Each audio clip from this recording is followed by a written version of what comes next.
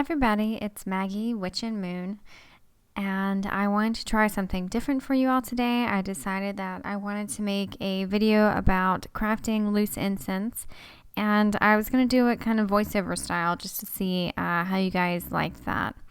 Loose incense is something that I've been making for quite some time, and it's something that I really enjoy making, and it's one of the main things that I like to use my herbs for in my craft. And I know a lot of people struggle whenever it comes to making their own incense blends. So I wanted to just give you a little insider's view of what I like to do whenever I'm creating my blends for myself. I've been wanting to make a loose incense for the upcoming full moon and for my new apartment in general. I was wanting to get together some herbs that I could burn in honor of the spirits of the land that reside here, and also to help kind of purify the area itself that I'm going to be living in. Here are the herbs that I'm working with today. And you can find these, I bought all of these online. You can also find them at different herb stores or like health food stores. But generally buying online is kind of the easiest thing for us to do nowadays. Except for the graveyard dirt. I collected that from the grave of a loved one that's very dear to me.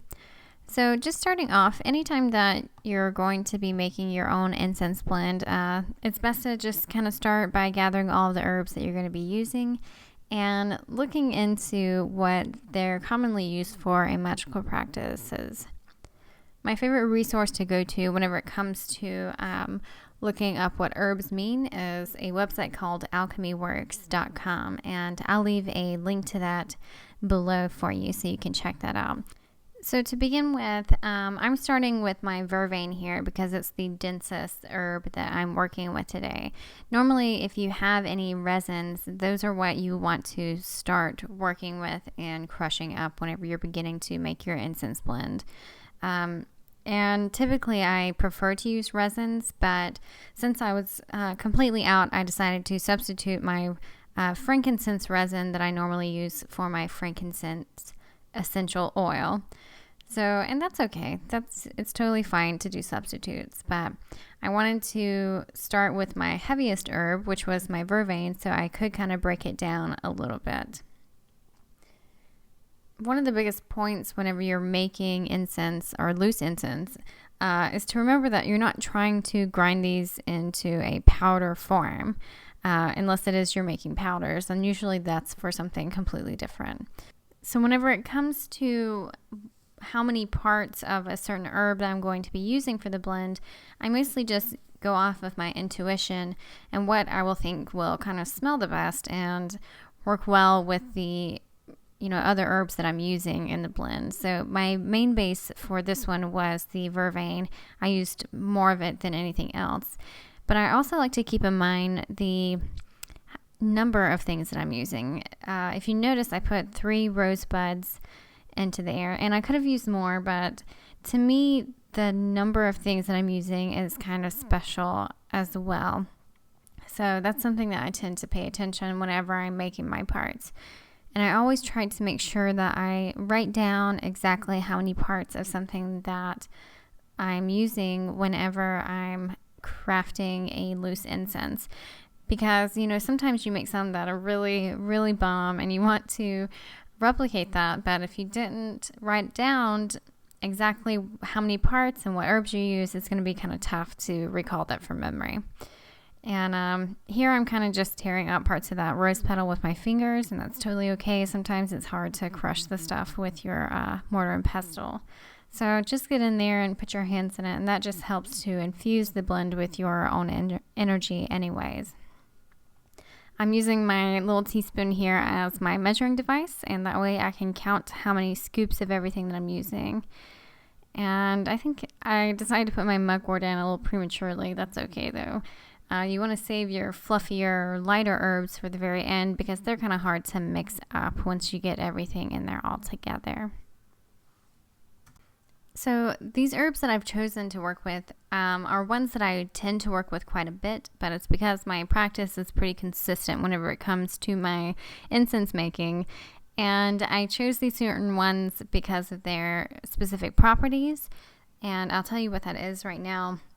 The vervain is really great for purification and also protection. I really enjoy working with vervain because it has always been associated with witches and witchcraft. And I think it's really nice to kind of keep that tradition alive in my own practice. And I feel that, by using this traditional herb, it helps to also honor the witches of the past and the, magical practitioners that came before me. So those are the kinds of things that I like to think about while I'm just mixing up my herbal blend. The Damiana, rosebuds, and jasmine are all herbs that are commonly associated with love, and I wanted to use those to kind of bring a peacefulness to my apartment and to my new environment, and these are the herbs that I'm using to kind of offer as a peace offering to any spirits that may be residing here now. I just want to try and raise that vibration, I guess you could say, for my new space. And it also, these types of things, whenever you use flower petals or flower buds, really adds a nice consistency to the incense that you're making. I use the mugwort in this to represent the moon itself, since I am making this for the full moon. And it also has really nice divination properties too, and is often associated with dreams and dream work and that type of thing. Now, the frankincense that I'm using, the essential oil that I just showed you, it has a really strong history of also being used for purification and like the purification of temples and that type of thing. And so it really helps to kind of lift the energy in the space, and it smells amazing. So it's one of the ones that I end up using almost all the time as a base for a lot of my incenses, especially, during any type of ritual work, because just the smell of it really puts you into the mindset. It has a very magical smell to it. So once you have all of your herbs together and kind of to the right consistency that you want, now it's time to give them a little stir and really put your intentions into the herbs itself.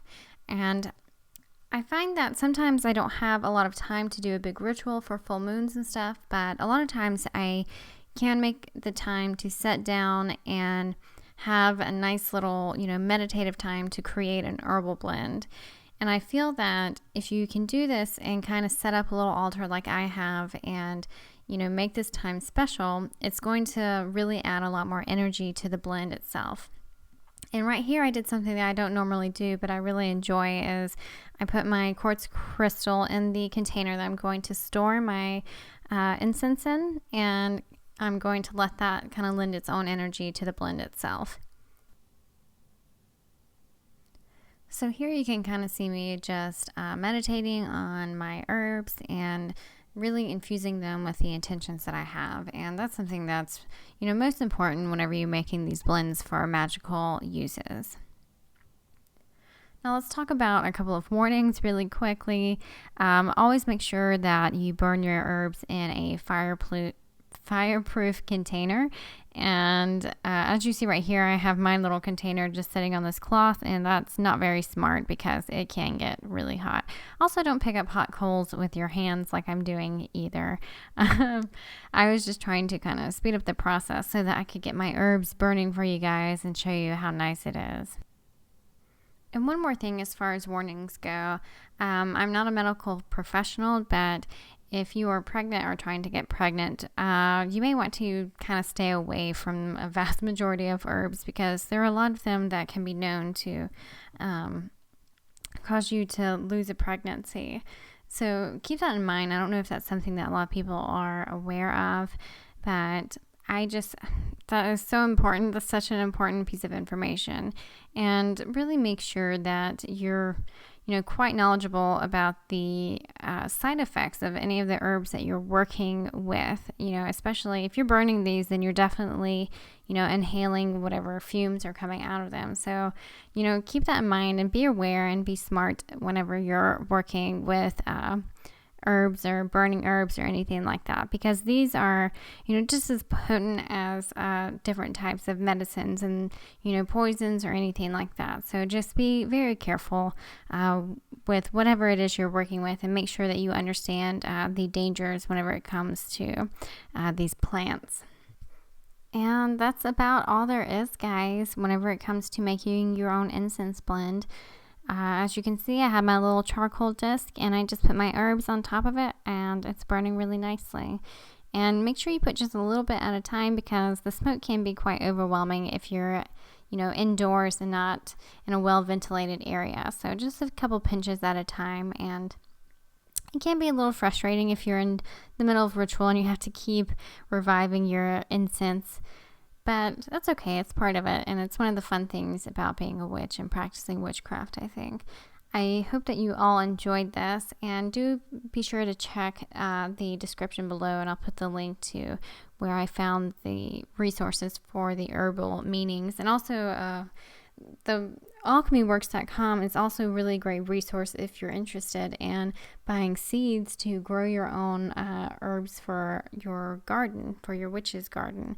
I've bought seeds from here before, and they are just amazing. I've also had some sample oils from this person, and they're wonderful. I'm not sponsored, but I just thought I'd throw that out there, because it's really hard to find really good sources like this sometimes, and this one is absolutely excellent, I must say. Anyways, I hope you all have a wonderful full moon, and I hope you enjoyed this video, and I'll talk to you all soon. Love you. Bye.